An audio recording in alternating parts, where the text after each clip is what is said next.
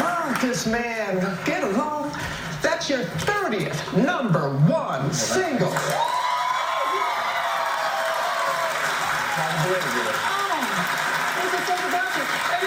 You recently set a record. 52,000 came out the Soldier Field to see you there. Saturday night was fun. You love those big stadiums. You really feel the place. Well, it took me a while to get used to doing them. But yeah, the band and I feel really comfortable in our skin up there. But I got to tell you, Robin, it's to feel that much energy and love come at you at once is an unbelievable feeling. People ask me all the time, what does it feel like? And I think the best way to describe it is if you're standing in front of an avalanche and you just can't stop it. It's an amazing feeling. And you give it right back, because I've seen you in concert, my friend, many a time, and especially at Gillette Stadium, and I remember we went way up to the top, and you do that because you want the person that bought a ticket way up there as much as the person that's right up in front to feel the same. It's a bit of a ritual for me. I started doing that when we first started doing these stadiums in 2005, I believe it was. But it's true, I like to be alone in that environment. In a lot of ways, it feels like an empty church. When you see a place that big, that's that empty and still, and I kind of want to sit in that moment to feel it like that, and to sit in a place where, in the top row of the stadium, where someone's going to sit, and I want to mentally measure how far it takes to get to them. And so that's why I do it. It really is. And to know that the next night there's going to be a completely different atmosphere and energy in there. Every time I've gone, the audience is always different. You're always different. You feed off of them. But your fans are so faithful. And I love this one woman. You got to tell this story. You know what a shot ski is? You have a ski. Oh, look, especially the young ones are all nodding. Yeah, they were doing that. Someone was tailgating, and you made a trade. You gave a guitar, and she gave you that. And then you end up putting it on the cover of your album. Right.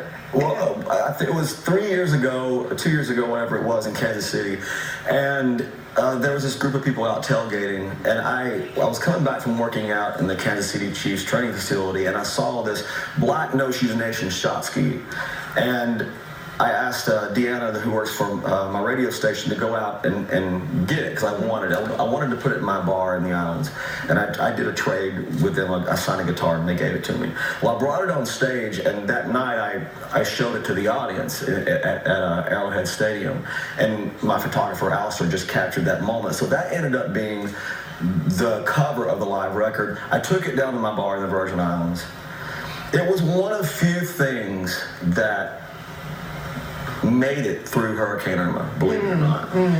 And I just felt like that it described the bond, how strong our bond was between me and the audience.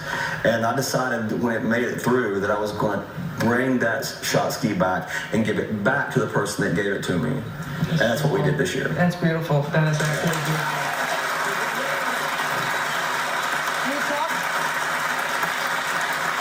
You talked about the islands. The Virgin Islands, and we know what happened last year with the hurricanes, and this is what this new music is all about. It's not about the destruction, and it's about the people, and the proceeds are going to help the schools be rebuilt, the hospitals be rebuilt down that way. Thank you for that. It was such a stressful time for a lot of people, and those islands have meant a lot to me as an adult. They've meant a lot to, they've fed my creativity in ways that in ways nothing else has. But it would have been really easy to make a record about the destruction and the devastation of it all. But I felt it was more important. Look, we all know what happened, but what I felt was more important is that we find a thread of hope and find a way to move forward. Maybe with some strength that maybe we didn't even know we had. And I think there's a thread of all of that. If there's one thing that I'm proud of about this new music, is that it has the thread of hope and the thread of love and moving forward. And I think that, and there's a big sense of community with it. And it's unlike any record I ever made, Robin, because usually when you make a record, you make it about past experiences. I made this whole record while everything was happening almost a year ago now, you know? Yeah, the Love for Love City fund that you have, but this is really personal. you know, and I've known you for a long time, and your music, you give so much, but it seems like you even let us in a little bit more this time. Well, maybe so. I feel it felt different writing this record, you know, and I wrote 5 of the 11 songs on it, but I wrote them in such an anxiety fit that there was no hiding my emotions, you know, and I felt like that, I've always felt like that music was the biggest healer that we have. And that's how I was brought up. You know, I went to church listening to music, and that's where I first, you know, realized the connection of and the spirituality of it all. And I think that hopefully when people listen to this music, they get as much healing out of it in any way that they need it. I hope they get as much healing out of it as I did making it. Well, that's beautiful, and you're going to hear it.